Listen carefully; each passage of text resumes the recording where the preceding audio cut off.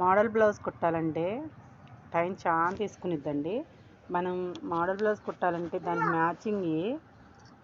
Matching అసలు ఏమేం కావాలి అనేది ముందే ప్రిపేర్ చేసుకొని పెట్టుకుంటే మనం ఇబ్బంది ఉండదు.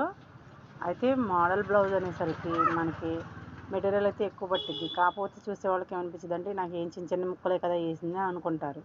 కానీ అట్లా కాదండి. మనం మీటర్ తీసుకుంటే దాంట్లో మనకి వేస్ట్గా కనీసం అర మీటర్ పోతే అర మీటర్ మనకి ఉపయోగపడుద్ది అనమాట. అందుకే వేస్ట్గా ఎక్కువ కట్ చేయాల్సి వస్తుంటుంది. మనం మడతేసే వాటిల్లో కనీసం ఒక్కొక్క పీస్కి వచ్చేసి 10 పైసలంతైనా పోతుంటుంది అనమాట. అది పోంగా మిగిలింది. కాకపోతే ఏంటంటే వాళ్ళ కోసం తెచ్చినాం కాబట్టి వాళ్ళ నెత్తినే వేస్తాం మనం అదంతా.